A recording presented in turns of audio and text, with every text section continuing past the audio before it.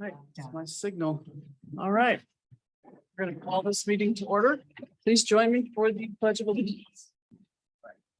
Pledge allegiance to the flag of the United States of America and to the republic which stands one nation under God, indivisible, with liberty and justice for all. Madam Clerk, please call roll. Beckman, Here. Dean, Here. Gardner, Here. Leo, Here. Lewis, Here. Stanton. Here. Trusted. Here. Thank you very much. Good to see everyone. You have your agenda in front of you. You have the consent agenda, including the minutes from July 20th, the regular meeting minutes from July 25th, and accounts payable. I'll entertain a motion, please, to approve the consent agenda. Mayor, motion to approve the consent agenda as presented. All right. Second. All right. I'll take Ken. He was ready to jump in. So motion Okay. by Dean, second by Trester. Any questions or comments on any items? If not, Madam Clerk, roll call, please. Beckman. Yes. Dean, Yes. Gardner, Yes. Leo, Yes. Lewis. Yes. Stanton. Yes. Truster. Yes. Thank you. Hi, Mary Jo. Staff reports included, we have from the city manager, the treasurer, planning and zoning, DPW, fire, police, and engineer. We have Lieutenant Ensfeld online with us. Hi, Brett. Hi, how's it going? Good. The other day at our meeting, the questions came up on how Venetian went. And so we are happy to hear what you have to say about the weekend. Yeah, I think it went pretty good. The fireworks seem like the crowds are a little bit down. That came in off the streets and stuff like that. We did not have to direct much traffic towards the end of the event. Our Marine Patrol did arrest over the weekend a couple of drunk drivers on the boats. Yeah, other than that, just a typical busy summer weekend nights with the typical types of calls and so forth. So, All right. Thank you. yep. I do want to say we were assisted by the state police also. They, when I talked to the Post, they had a couple of their bike personnel come down also and assist us with that. So, and they did that out of the Post areas overtime budget and stuff. So we kind of got some resources out of that for the area also. So it was good. So.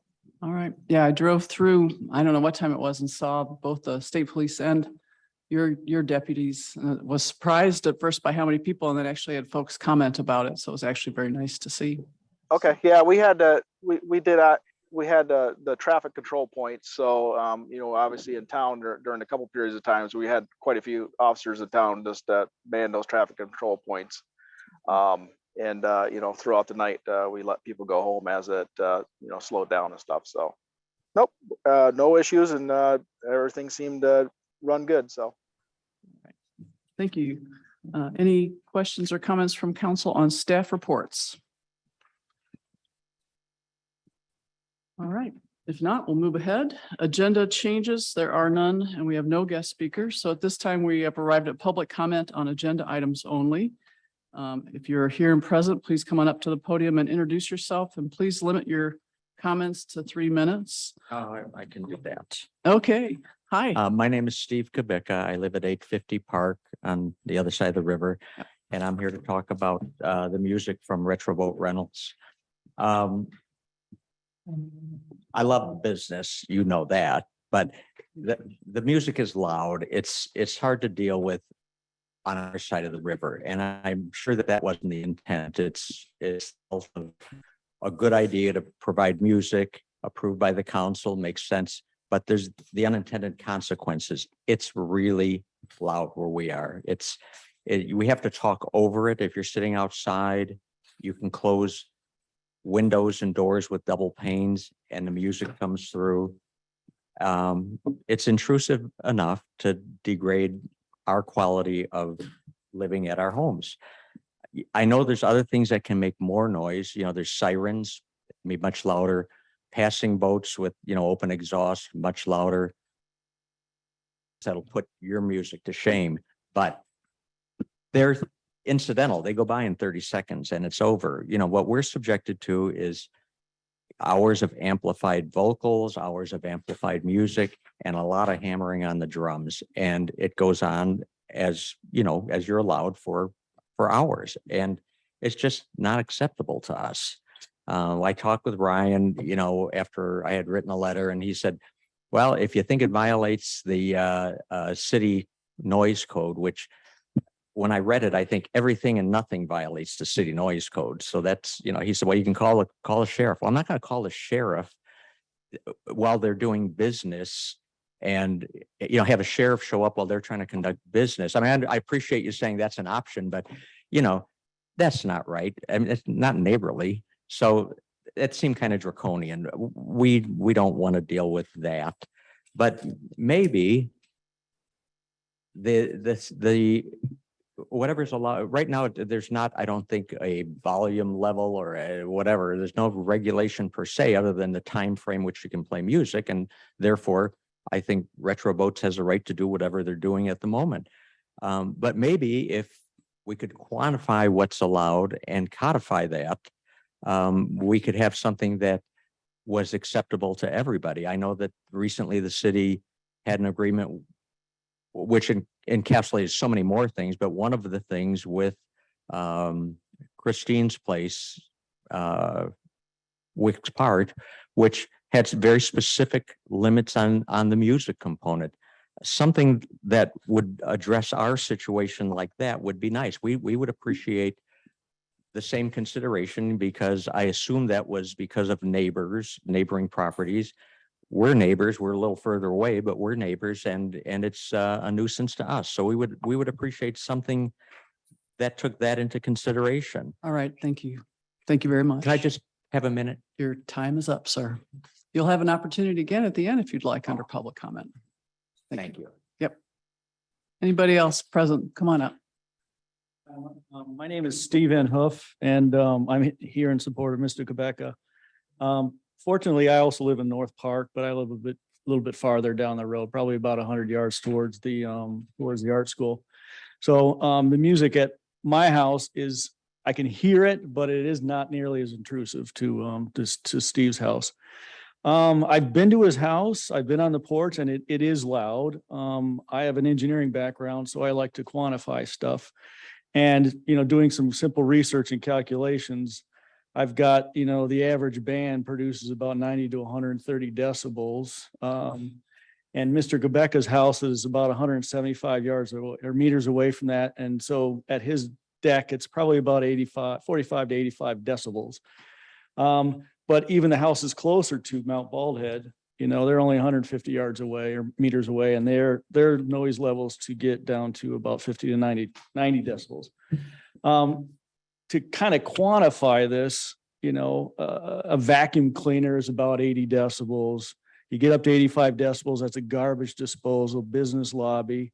You get up to 90 decibels, you know, you're in a tractor and you're in a subway. So those are kind of the calculations. And then, but also anecdotally, I've been on his porch, and I would say that's where the numbers seem to be running. If I had to quantify what I was hearing out on his deck, it was vacuum garbage disposal level. And it, you know, you have to kind of wait for breaks to talk, and you have to kind of talk over it. And that's what I've got to say. Thank you. Thank you. Anybody else? Anyone online, Madam Clerk? No. Okay. Very good. We have no introduction of ordinances, no public hearings. So with this, we'll move on to unfinished business. Mr. Manager. Madam Mayor, thank you. First item under unfinished business, well, the only item is the public art location. And so I did a quick cover page on a proposed location, which would be in the Mize Rose Garden as its centerpiece. Attached to, included in the packet is a number of pictures. Long story short, the centerpiece of the Mize Rose Garden is a broken piece of art. And speaking with Mary Jo, she says it's kind of shameful that the city's showcasing that in the middle of the garden. That should actually be taken down recommissioned, repaired, and then placed somewhere else back in the city. And so we have Mary Jo with us tonight. So if you'd like to call on her, it's up to you. But you do have a sample motion for your consideration tonight. All right. And the piece that will go in the rose garden is the one on the top right? Sorry. that- Yes. Top right. Correct. Whispers. Correct? Okay.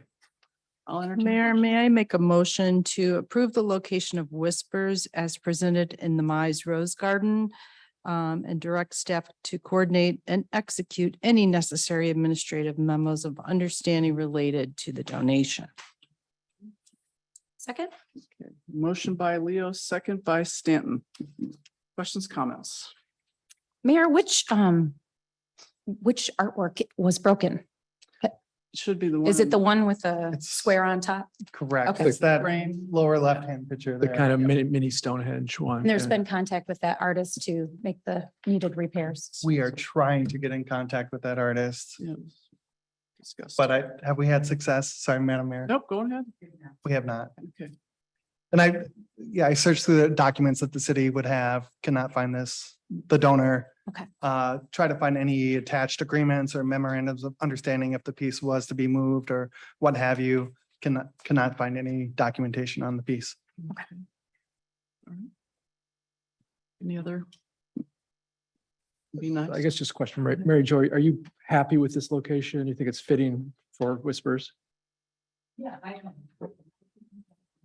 don't know if you got the comparison in the proposal that I sent out, talking about the two different pieces, or if you want to go up to the pictures itself. This one here, when you look at Whispers, it doesn't have the motion and the energy that Whispers will have. If you look at the diagonals and actually you'll see that there's a lot more energy in that piece versus the Empty Revisited, which is fairly stoic and very straight. The other comment I have is even Fountainhead has some figurative kind of energy to it. So adding another figurative piece will really make those three pieces cohesive. And it's the centerpiece is going to be a fairly large piece. When I walked by and saw Empty Revisited there, it's a small piece, it's a broken piece, and it's in the center. So I think we've got a great alternative for that. All right, Great, thank you. thank Sure. you. Thanks. Mayor, if I may, Mary Jo, I just want to thank you for all your work on this with the three communities. And I want to thank the donor, Amazwi Galleries.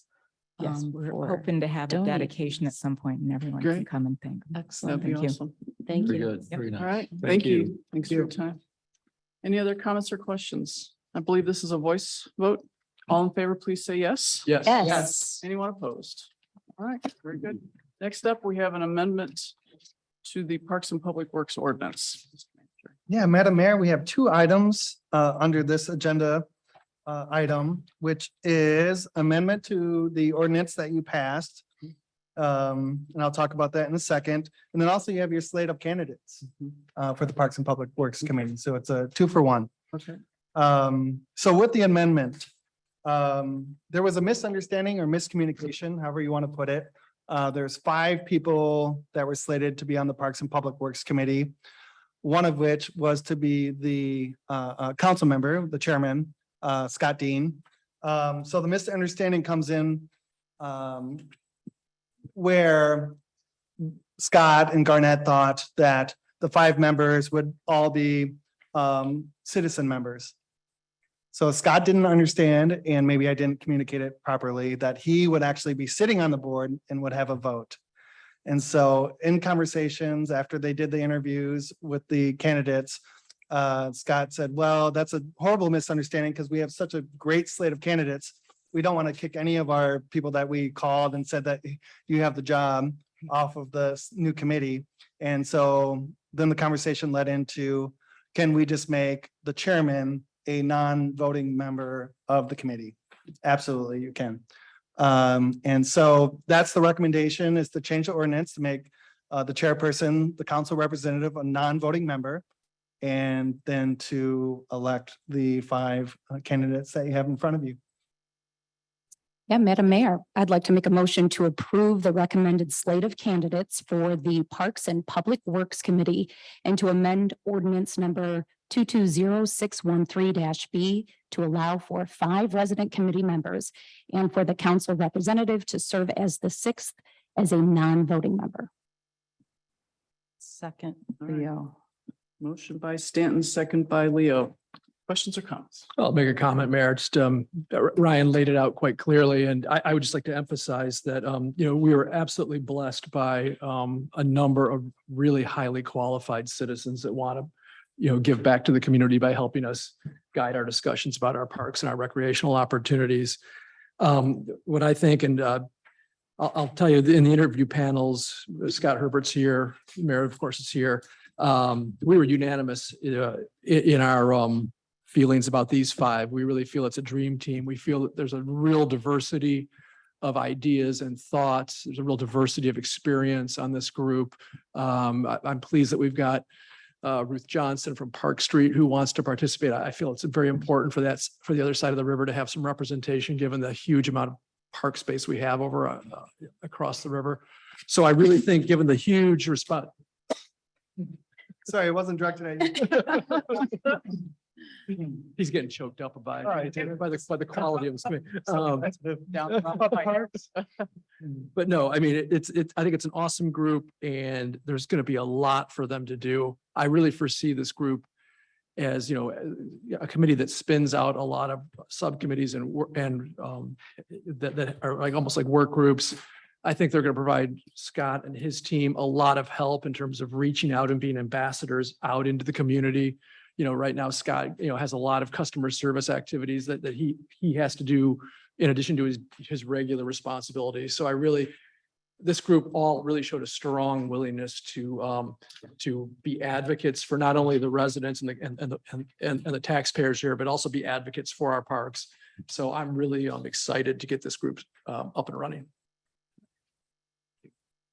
Yeah, I just want to echo what Scott has said. Keith, Glenna, Ruth, Nancy, Kelly, huge thanks to them for volunteering to be a part of this group. I know it was a part of our strategic plan to make this happen, and it feels really good to check this off the list. So looking forward to the work that they have ahead of them. All right. Very good. With that, Madam Clerk, please call the roll. Beckman, Yes. Dean, Yes. Gardner, Yes. Leo, Yes. Lewis, Yes. Stanton, Yes. Trust. Yes. All right. Very good. At this time, we've arrived at public comment again. If anybody would like to come forward, please introduce yourself and please limit your comments to 3 minutes. See, you needed more than 3 minutes. You didn't really- I didn't realize that. I'm still Steve Kubicka Yeah, from Mason good. Park. But I did want to finish up, one point that I think is significant. We didn't move next to the airport and then complain about the noise. The airport moved next to us. And it seems like that should give us some right to continue to enjoy the quiet side of the river. That's why we live there. We like it, I don't think anybody here would feel like they enjoyed listening to what we listen to for hours on the weekend. Come and try it.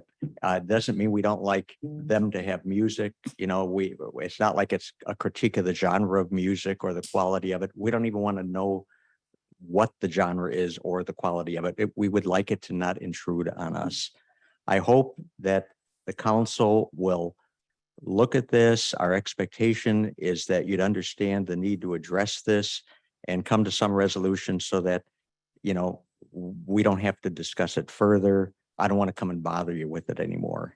So that's all I have to say. Thank you very much. I appreciate you folks listening. All right. Thank you. Thank you.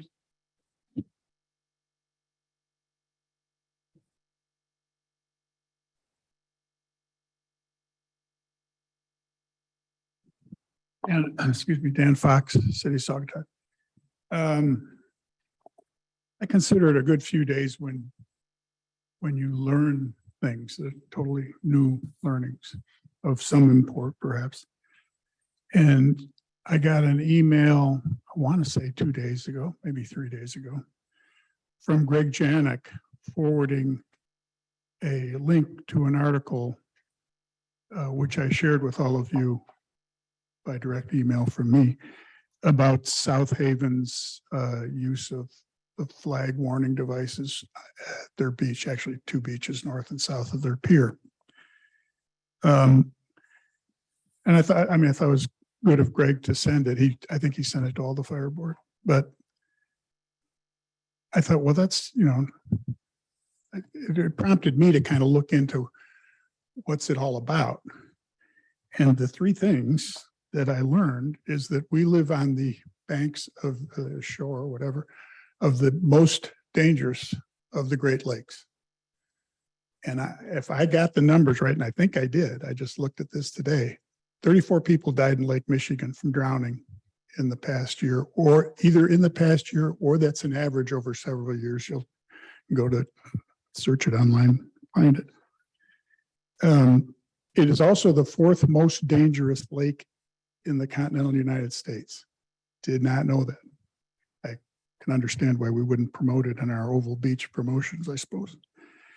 And of the 3 or 4, if you count 2 in South Haven, close by Lake Michigan beaches, the one in Grand Haven, the 2 in South Haven, and ours in Oval Beach.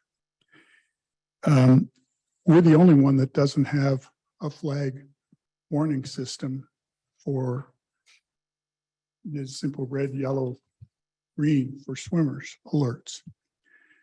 And as you think about it, not only is Oval Beach probably the #1 public asset in the city, certainly #1 tourist asset, it's probably disproportionately used by people who don't live here, by tourists, and relatives, and so forth. So in light of that, I just offer to you that it might make sense, maybe for the parks people, the group you just named, or I don't know who, but to somebody take a kind of a close look at what that would entail in terms of costs and so forth. I think, I don't frequent Oval Beach myself, certainly not as a beach goer, but I don't know if they have the riptide signs out there and whatever, but there's a whole series of passive kind of devices that are really helpful to people. Thank you, Dan. Thank you. One You're more all thing. set. All set. Thank you. South Haven Thank you. levies $1,000 person fine if you're caught on a red day in the water, so you can pay for it that way. That's true. All right. Anybody else? Anyone online, Madam Clerk? Nope.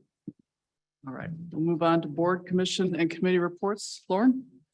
Historic District Commission met last week for the first time in a while. And we just approved a deck and fence behind the Hotel Saugatuck. Yeah. And it was part of a non-historic part of the property. So that was all that was done. All right. Thank you. Planning Commission will be meeting a week from this Thursday. I would encourage all of you, if you have not had a chance to take a look at the Water Street Development proposal that's on the books, the ZBA is meeting on Wednesday. To look at this project, I would encourage you to take a look at it from both a resident as well as a critical standpoint. Parks and Rec Committee selected its 5 members tonight. Well done. Holly? Nothing to add. Mark? No, from Kelly. Ken? Nope. All right, council comments. I'll just start right where I ended. Ken, anything? Council comments? No, not this point. Well said, thank you. Nothing at this time. The discussion of Oval Beach is a very important one. There was another fatality in Grand Haven this weekend. I think there was a near miss, if not worse, unfortunately, in South Haven again today. I'm really pleased that Ryan is getting together with other beach managing communities to take a deeper dive and have a summit on this.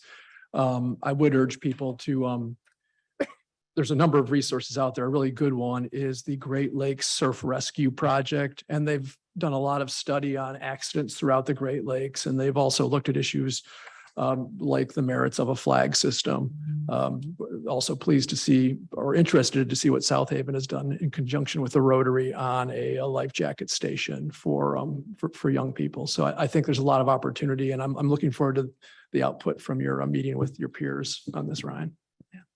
Thank you. Thank you. A question. The city water tank over by Mount Baldhead, just northwest of Mount Baldhead, has there been any discussion regarding maybe installing a city-built telecommunications tower for future use in lieu of Baldhead? How would that relate to the water tower? Well, what I'm saying. Water tank. Well, the water tank, I just think of it because it's easily accessible by vehicle. There's power there and so forth. And I'm just thinking forward as opposed to Baldhead, which we've run into a lot of issues of people getting up there with equipment and so forth. Has there been any discussion regarding having a more versatile telecommunications tower there, which would be a little bit less visible and could be, used as a revenue generator for the city? I don't know if it's ever been discussed. No, not that I'm aware. Not that I'm aware of, Madam Mayor. Okay. As an alternative. Also too, I want to thank Mr. Kubica, is that how you pronounce your last name? Yes, thank you for being here this evening. I'm very interested in the city discussing a Saugatuck 311 system, which is an opportunity for residents, visitors, and others to report issues. So there's a tracking and accountability system for all the things that come into our city staff, and that would be an example of something to be reported, so there could be feedback and formal responses to those. So thank you for being here this evening. And I want to thank Lauren particularly for my council member invitation last Thursday. She gave me a call and came down and we spoke for about an hour or so and had a great conversation. And afterwards, it got me thinking about things. And one thing that I really would like to see us do, and I sent an email to the city manager and to the city clerk today with the link to the city of Muskegon. It was just kind of fortuitous because I think we have an opportunity to improve communications with our residents, and the city of Muskegon is going through like a town hall. I don't know if Brian or Jamie, if you had a chance to read it, but they're actually going out meeting with the residents. They have a facilitator. They're talking about how to access city services. So you get to introduce yourselves to the city staff. And then they also listen to what the city has and what the city residents have in their minds. I think it's a great opportunity to meet and talk with people. So I just put that on the council table for consideration as a future effort. I think it'd be interesting to kind of hear where people are today. And also to introduce some of the services improvements that we've made as a city council to meet people and also give them information. So thank you. I had an opportunity to meet with Lisa Mize with the Convention and Visitors Bureau, and she is very interested in the red flag warning system. And if that's something that they could help with as far as the Convention and Visitors Bureau, they are interested in that. So, and Ryan, thank you for the, the update on what the meetings that you've had. Definitely something that we're all, top of mind as far as what we're all concerned about. So, but Lisa Mize, good resource as far as potentially helping to fund that project. Very good. All right, mayor's comments, a really nice weekend in town. I wanted to share this with our friends from Best Chance Charter Fishing. Big weekend for the Best Chance teams. Captain Dave of Best Chance 2 wins the Saugatuck Big Lake Classic as well as the South Haven Saugatuck Dual Port Finals, while Captain Hunter wasn't far behind, placing fourth in the Big Lake Classic and third in the Dual Port Finals. Fantastic job to both teams, and a special thank you to the Saugatuck Sport Fishing Association that put on this amazing tournament. It was, I don't know how many teams they had, but it was wonderful. Almost 50. It was great. I'm always happy to see them. So I'm happy for them. I tend to, most of I walk around town quite a bit. And so it's an observation today is at the SCA. If you haven't been there, they have their new electronic sign up out front. It's really very nice. And I think it'll be very helpful as far as displaying information about their events. And then if I recall, on the 12th, Mill Pond is doing their outdoor film. And I think it's Grease. Very time telling. Miss Olivia Newton-John passing today makes me feel really old, but I think it will probably be a very well attended film. So, all right. With that, I'll entertain a motion to adjourn. Move to adjourn. Second. All right. All in favor, please say yes. Yes. Yes. Anyone opposed? All right.